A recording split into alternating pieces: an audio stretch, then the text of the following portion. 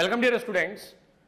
Topic का नाम vibration of air column in a pipe close eight one and. Page number topic number 6.7.2 और ये जो page number है लगभग 140 पेज नंबर है 140।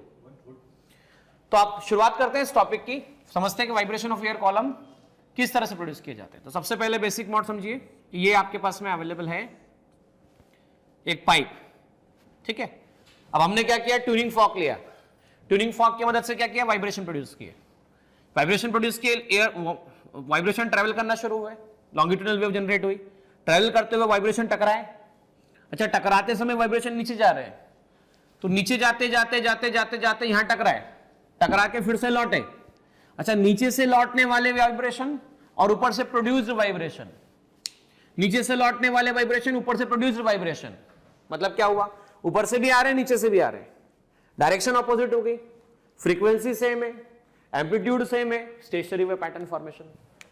स्टेशनरी वेव बना सबसे बेसिक मॉड में, ये रहा क्लोज एंड, तो क्लोज एंड के पार्टिकल को वाइब्रेट होने के लिए सबसे कम फ्री जगह मिल रही है। ये रहा ओपन एंड, ओपन एंड के पार्टिकल को वाइब्रेट होने के लिए सबसे ज्यादा जगह मिल रही है, और सबसे ज्यादा जगह वाइब्रेशन के लिए मिलेगी, मतलब एंटीनोड फॉर्म होने चाहिए, और सबसे कम मिलेगी, वाइब्रेट नहीं हो पाएंगे।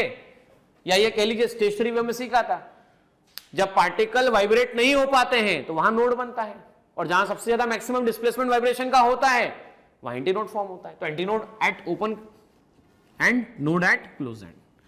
अच्छा, यहां से टोटल एल लेंथ जो हम बोलेंगे वो बोलेंगे स्मॉल एल प्लस स्मॉल ई। अच्छा, स्मॉल एल क्या है, लेंथ ऑफ पाइप है, ई क्या है, एंड करेक्शन अवेलेबल है ना। तो यहां से सबसे पहला मॉड जो है जिसमें लैम्डा की वैल्यू आप देख रहे हैं,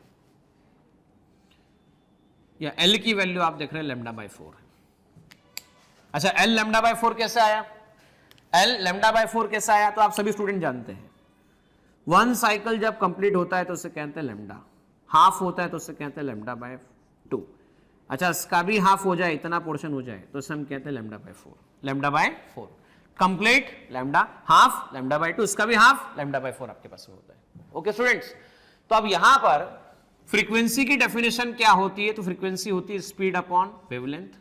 अच्छा, स्पीड वेवलेंथ कितना है, तो wavelength lambda equal to 4l आ चुका है, लैम्डा देखो 4l आ चुका है, क्रॉस मल्टीप्लाई कर दो, तो हमारे पास में ये आ चुका है v अपॉन 4l। अच्छा, इसे क्या कहा जाएगा, इसे कहा जाएगा fundamental frequency, fundamental frequency. Fundamental frequency हम यहां चेक कर सकते हैं, लेंथ के इनवर्सली प्रोपोर्शनल एग्जिस्ट करती है फंडामेंटल फ्रीक्वेंसी, या इसे फर्स्ट मॉड भी कहा जाता है, फंडामेंटल फ्रीक्वेंसी या फर्स्ट मॉड ऑफ वाइब्रेशन भी लिखते हैं, फर्स्ट मॉड ऑफ वाइब्रेशन।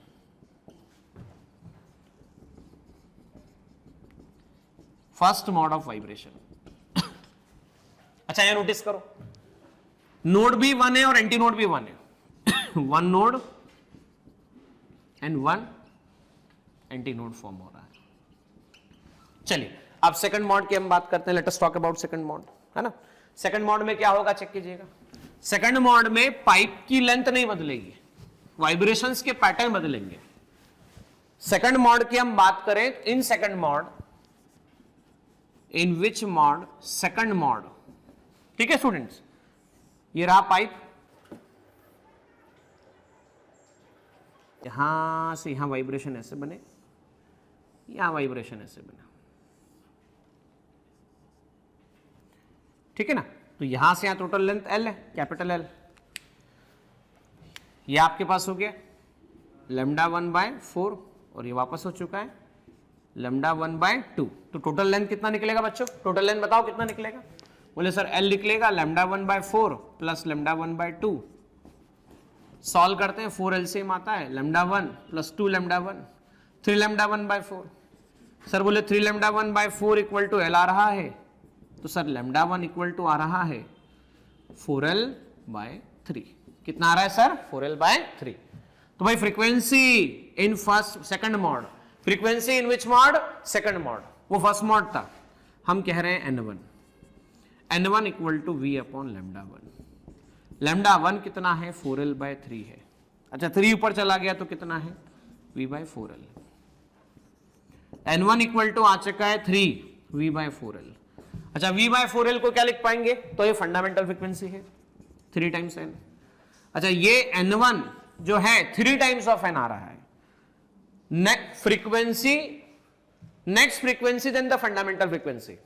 भाई पहले फंडामेंटल फ्रीक्वेंसी क्या थी, n है, अभी क्या निकाली, n1 निकाली। ये कौन सी फ्रीक्वेंसी है बताओ मुझे, सर बोले फंडामेंटल है। अच्छा ये कौन सी है, बोले sir next frequency then the fundamental frequency है। और मैं क्लास में बता चुका हूं, फंडामेंटल फ्रीक्वेंसी से नेक्स्ट फ्रीक्वेंसी को आप कहते हैं फर्स्ट ओवरटोन। क्या कहते हैं बच्चों, first overtone. First overtone that is equal to n1 that is equal to 3 times of n। अच्छा 3 मतलब क्या, इंटीजर, n मतलब क्या, फंडामेंटल फ्रीक्वेंसी, n मतलब क्या, फंडामेंटल फ्रीक्वेंसी। क्लास में कई बार कह चुका हूं, अगर ओवरटोन फ्रीक्वेंसी फंडामेंटल फ्रीक्वेंसी का इंटीग्रल मल्टीपल होती है तो आप इसे हार्मोनिक भी कह सकते हैं। क्या कह सकते हैं, हार्मोनिक। तो आप इसे कह सकते हैं थर्ड हार्मोनिक। क्या कह सकते हैं बच्चों, थर्ड हार्मोनिक। वापस सुनना, अगर overtone frequency integral multiple of fundamental frequency होती है तब फंडामेंटल फ्रीक्वेंसी वर्ड बार बार यूज ना करते हुए हार्मोनिक में रिप्रेजेंट कर दो। किस में रिप्रेजेंट कर दो, हार्मोनिक में रिप्रेजेंट कर दो। इसका उल्टा, अगर मैंने हार्मोनिक में रिप्रेजेंट किया है, अगर मैंने हार्मोनिक वर्ड यूज किया है तो इसका मतलब मैं ओवरटोन के बारे में चर्चा कर रहा हूं। I am talking about overtone frequency. मतलब जब हार्मोनिक आएगा मतलब ओवरटोन फ्रीक्वेंसी की बात होगी। अब यहां बात करते हैं हम लोग नोड एंटी नोड के बारे में। चेक करना थोड़ा सा ध्यान से, यहां चेक करना, यहां पर एंटी नोड फॉर्म हुआ, यहां पर नोड फॉर्म हुआ, यहां पर नोड फॉर्म हुआ, ये मैक्सिमम डिस्प्लेसमेंट एंटी नोड। तो देखो 2 एंटी नोड है और 2 नोड है। Number of anti node and node both are the same. अब हम बात करते हैं, ये सेकंड मॉड था लेकिन फर्स्ट ओवरटोन था। अब हम बात करते हैं थर्ड मॉड। कौन से मॉड के बारे में बच्चों, थर्ड मॉड के बारे में बात करते हैं। अच्छा थर्ड मॉड में क्या चेंज आएगा, बोले सर छोटा सा चेंज आएगा थर्ड मॉड में। थर्ड मॉड में पाइप की लेंथ सर वैसी ही रहेगी। सर थर्ड मॉड में पाइप की लेंथ पे कोई चेंज नहीं आएगा sir, there will be no change on the length of pipe. ठीक है, तो चेंज कहां पर आएगा, तो देखो ध्यान से भाई, पाइप की लेंथ अभी भी वैसी है। एक पैटर्न यहां पर, एक पैटर्न यहां पर, पैटर्न फॉर्म हुआ ऐसा, वाइब्रेशन प्रोड्यूस किए गए, ये पैटर्न फॉर्म हुआ ऐसा, ये पैटर्न फॉर्म हुआ ऐसा, वापस से ओपन एंड, और ये आपके पास में क्लोज एंड हुआ ऐसा।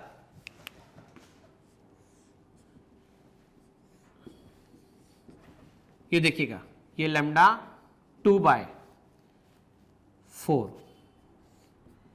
लैम्डा 2/2, लैम्डा 2/2, टोटल लेंथ कितना निकल कर आता है। ये देखो ओपन एंड पे एंटी नोड, ये नोड, ये नोड, ये एंटी नोड और ये एंटी नोड। काउंट करो 1 2 3 एंटी नोड, वापस काउंट करो 1 2, अच्छा नोड ये वाला एक और है, 3 नोड। तो number of node and anti node दोनों क्या आ रहे हैं, दोनों सेम आ रहे हैं। अब लेंथ टोटल एल निकाला जाए तो टोटल एल कितना होगा आपके पास में, लैम्डा 2/4 प्लस कितना, लैम्डा 2/2 प्लस कितना, लैम्डा 2/2। ठीक है, अब इसको पूरा सॉल्व करते हैं आप तो कितना आता है 5 लैम्डा 2/4। सो लेंथ आ चुका है 5 लैम्डा 2/4। इसे आप लिख सकते हैं lambda 2 equal to 4l/5, lambda 2 equal to 4l/5। Okay, अब फ्रीक्वेंसी क्या आ गया, n2 equal to speed upon wavelength. Wavelength कितना है तो 4l/5 है, सॉल्व करने पर 5 टाइम्स ऑफ v/4l आता है। अच्छा n2 को क्या कहा गया है, 5 टाइम्स ऑफ n। अच्छा वो फर्स्ट ओवरटोन था। अच्छा फर्स्ट ओवरटोन का नेक्स्ट क्या हो जाएगा, second overtone, that is equal to n2, that is equal to 5n। अच्छा 5n मतलब 5 multiply by fundamental frequency, 5 multiply by कौन सी फ्रीक्वेंसी, फंडामेंटल फ्रीक्वेंसी। अच्छा थोड़ा सोचने पे ध्यान दो बच्चों, मैंने कहा है जब भी ओवरटोन फ्रीक्वेंसी एक्सप्रेस की जाती है, अगर वो integral multiple of fundamental frequency आती है तो उसे हार्मोनिक भी बोला जा सकता है। तो इसे आप कह सकते हैं फिफ्थ हार्मोनिक। क्या कह सकते हैं? Fifth harmonic. अच्छा, लेकिन एक बात नोटिस करो, पिछले केस में और इस केस में एक बात नोटिस करो, यहां सेकंड ओवरटोन आ रहा है तो यहां पर फिफ्थ हार्मोनिक आ रहा है, 5 टाइम्स ऑफ एन आ रहा है। पिछले केस में n1 था तो 3n था, अब इस केस में n2 है तो यहां 5n है। तो क्या मैं ऐसा कह सकता हूं पीटीएच ओवरटोन, बोर्ड पे लिखता हूं यहां पर, ऊपर समझ में आएगा आसानी से। हम ऐसा लिख सकते हैं, फर्स्ट मॉड में हमने देखा, first mod, second mod, third mod. भाई हमने देखा n1, इसे कह रहे थे हम फर्स्ट ओवरटोन।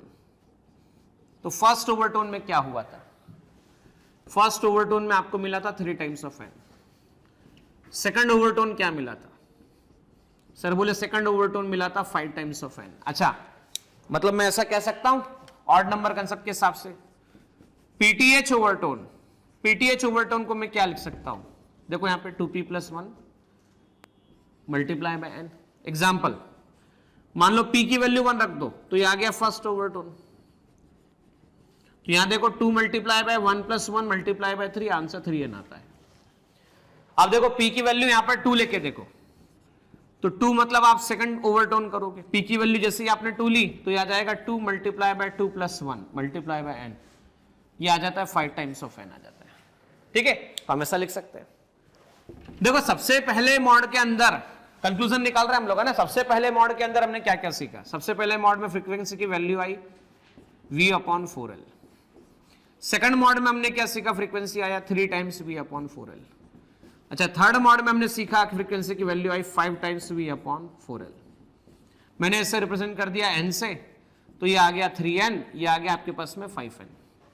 तो आप रेशियो लेते हैं n1:n2, ये आता है 1:, देखो n 3n 5n। अगले स्टेप में क्या लिख सकते हैं? n n1 n2, ये आ गया 1:3:5। अच्छा, तो ऑड आया, ऑड हार्मोनिक प्रेजेंट है या इवन हार्मोनिक प्रेजेंट है? बोले सर केवल ऑड हार्मोनिक प्रेजेंट है। भाई बोर्ड के एग्जाम में क्वेश्चन पूछा जा चुका है कि ये आप शो करके बताइए कि pipe open at one and close eight one and में केवल ऑड हार्मोनिक्स होती है। दूसरा हमने यहां पे सीख लिया कि जितने एंटीनोड होते हैं, एंटीनोड के नंबर और नोड के नंबर हमेशा बराबर होते हैं, हमने सेकंड सीख लिया। तीसरा हमने सीख लिया कोई भी ओवरटोन की बात करनी हो तो उसका सीधा कंसेप्ट लगाया जा सकता है 2p+1 मल्टीप्लाई बाय n। अब देखो, अब ऐसा बोला गया, एक क्वेश्चन और बोला गया एग्जामिनेशन के अंदर आया हुआ क्वेश्चन है, वो इस तरह से बोला गया है, समझना बच्चों, कंक्लूजन लिख चुके हैं हम लोग। वो इस तरह से बोला गया है कि भाई आपके पास में एक पाइप है ना, एक पाइप है, उस पाइप की लेंथ L1 है, उसमें फ्रीक्वेंसी जो डेवलप कर रहे हैं फंडामेंटल वो N1 है, साउंड की स्पीड V है। मान लो 100 सेंटीमीटर का पाइप है, आपने दूसरा पाइप लिया, दूसरा पाइप कौन सा लिया? 140 सेंटीमीटर 140 सेंटीमीटर का ले लिया, है ना।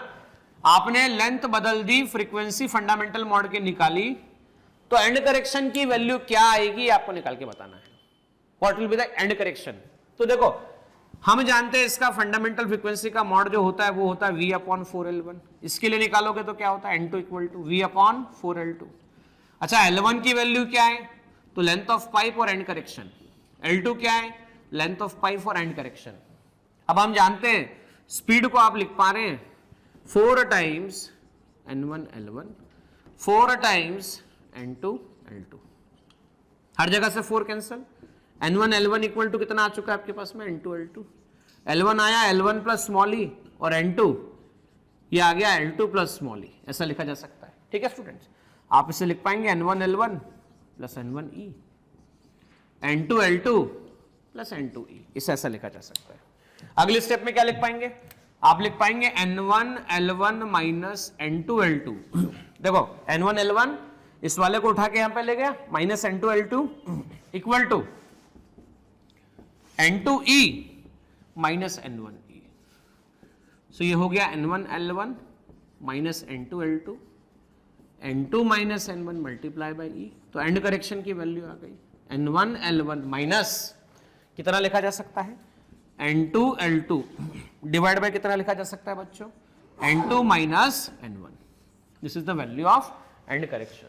तो यहां से कितने क्वेश्चन कवर हुए, यहां से बहुत सारे क्वेश्चन कवर हुए हैं. आपको एक क्वेश्चन कवर हुआ कि एंड करेक्शन कैसे निकाला जाएगा बताइए. एक कवर हुआ कि शो करिए बताइए कि इसमें केवल ऑड हार्मोनिक प्रेजेंट होती है. एक ये हुआ कि डिफरेंट मॉड ऑफ फ्रीक्वेंसीज या फंडामेंटल फ्रीक्वेंसी ओवरटोन में क्या रिलेशन होता है आपको निकल के बताना है. तो देखिए नेक्स्ट वीडियो में आप और हम मुलाकात करेंगे. टॉपिक होगा जैसे कि यहां पर one and close one and open था, वैसे नेक्स्ट टॉपिक होगा दोनों तरफ से ओपन हो या ओपन एट बोथ एंड.